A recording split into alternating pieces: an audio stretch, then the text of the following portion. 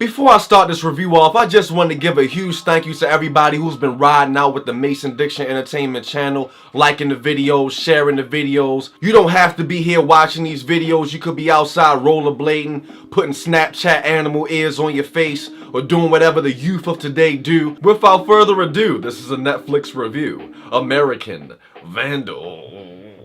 Hanover High School student Dylan Maxwell is being expelled for spray painting 27 penises on 27 cars at school. The result? $100,000 in damages. Even though Dylan claims he didn't do it, nobody believes him. And to make matters worse, Dylan is known around school for being a habitual penis artist. On top of that, Dylan and his friends, aka the Wayback Boys, have a YouTube channel on which they do jackass style pranks on the innocent. And once questioned, Dylan's doofus friends can't even keep their story straight. Dylan's girlfriend's testimony contradicts everything they say. And it really doesn't help Dylan's case that none of his classmates or teachers like him. At this point, he's basically a strung up pinata at your little violent cousin's birthday party. We all got that cousin. Fellow student Peter, who's on Hanover's morning show with Dylan, is narrating the series as he goes through the facts of the case. Assisting Peter in putting all the evidence together is his co-producer Sam. Together, they are compiling all the facts into a documentary in an effort to find the truth. And because of conflicting stories and missing security camera footage,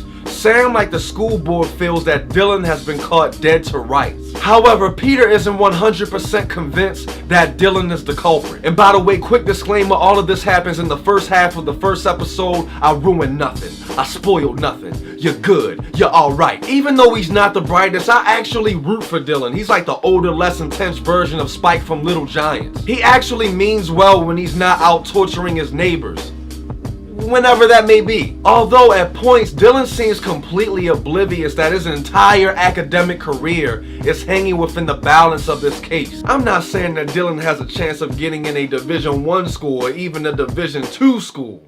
I'm just saying on the journey of bettering himself, he needs no more obstacles, no more hurdles. And let's just say, hypothetically speaking, that he actually wants to go to college. He ain't getting no letters of recommendation. Sorry, Mr. Smith, for drawing a penis on your car. Sorry, Mr. Smith, for pushing the porta potty over while you were in it. Can you help me out with my college act? Furthermore, how Sam and Peter really analyze this evidence and use everything that they have at their disposal is really something to marvel at. For them to be just high schoolers, they do some pretty nifty police work. One thing that makes this show hilarious is that Peter is telling the story from a dour 60 minutes angle. All of the characters are dead serious and emotional about the incident, which makes it that much more funny. They speak on this vandalism like it's a mass murdering spree. It has sort of the same satirical air as the Clayton Bigsby episode of Dave Chappelle or the S-Word episode of The Boondocks. It's just something about the fear and anxiety on some of the characters' faces while they're being interviewed,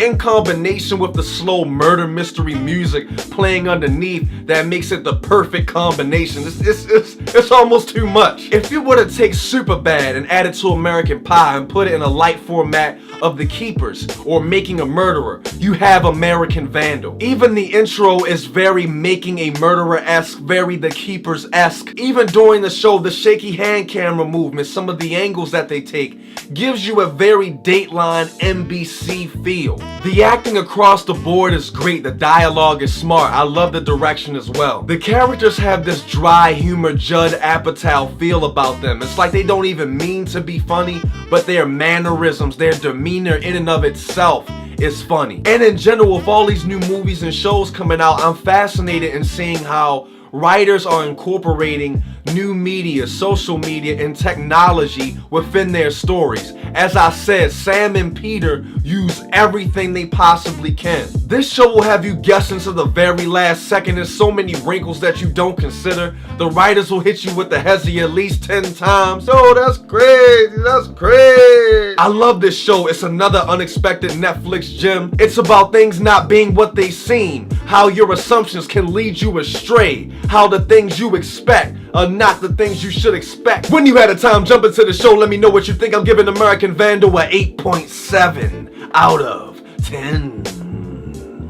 What did you think? Let me know. Comment below. If you like this video, like and share this video. If you want to help me make more videos, pledge $1 or whatever you feel to my Patreon page. This keeps me out of the Hunger Games and in front of your face. And also, please read the directions on my Patreon page. It has all the questions, all the answers that you need to know before pledging. We got more movie reviews coming your way, and we got more book reviews coming your way, and we got more of that random stuff coming your way. I'm in the bathroom!